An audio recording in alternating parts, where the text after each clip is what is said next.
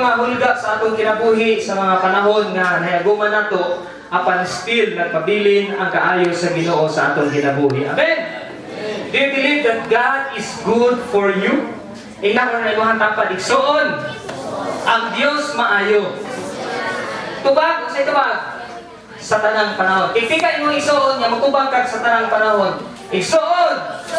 Ang Dios maayo. Sa tubag sa tanang panahon. Okay. Ganito ka igsoon alang sa pagpamalandong sa mga mensahe sa Dios niining adlaw. Hallelujah. At ito ko atong ulo uban sa pagpiyong sa atong mga mata.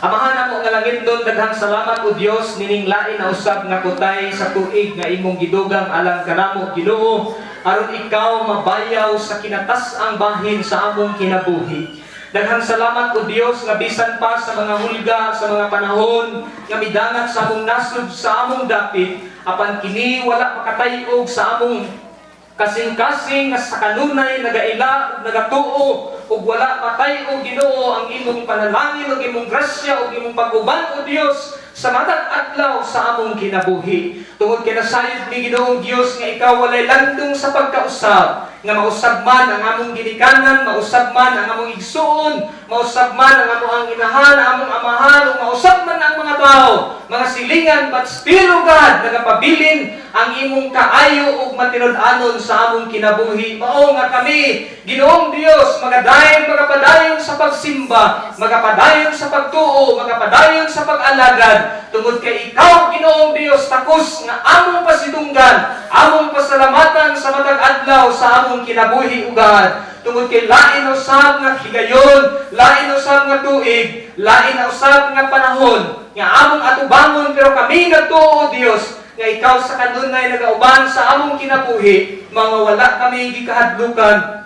sa among pag-alagad kanimo. Father God, panalangini ang imong mensahe karon nga mag-abot ngadto sa mga kaigsunan nga mga katawhan. Sibisan kinsa nga makamati, makadungog sa imong mga pulong. God, tabangan mo sila nga masabtan Ginoo ang imong mensahe karon o Ginoong Dios may apply sa ilang kinabuhi o makasabot sila unsa ang kinaiya sa mga pagdahay, unsa ang imong gipangandoy sa mga katawhan, unsa ang imong gitinguha sa imong mga katawhan. O karon o Dios, among buksan among makasing-kasing upang huna-huna ug daghang salamat nga kining maong pulong magalingkod sa among kasing-kasing. Amo kang pasalamatan sa katanan nining adlaw tungod kay ikaw among pasidunggan pinaagi sa ngalan ni Kristo nga among Ginoo. Amen ug amen. Magapanglingkod kamo uban ang presensya sa Dios.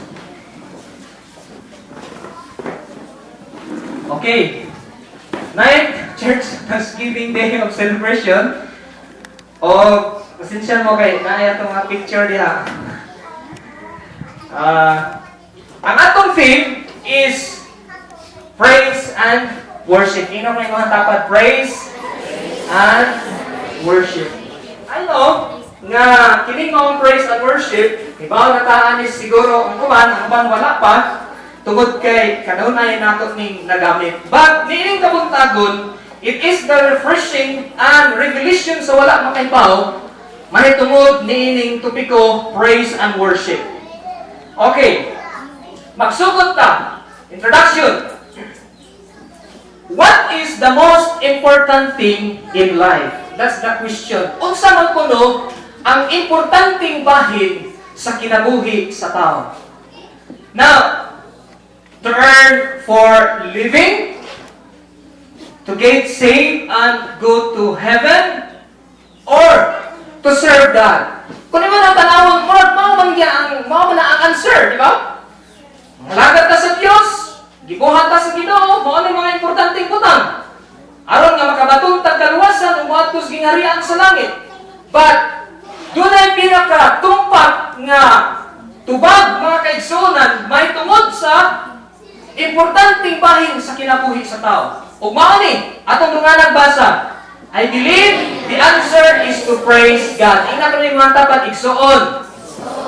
Ang importanteng bahin sa tao mao ang pagdayeg sa Dios.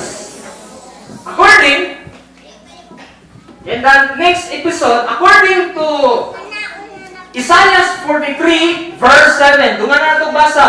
1, 2, 3, go. Even everyone that is called by my name, for I have created him for my glory, created to praise and glorify day by day.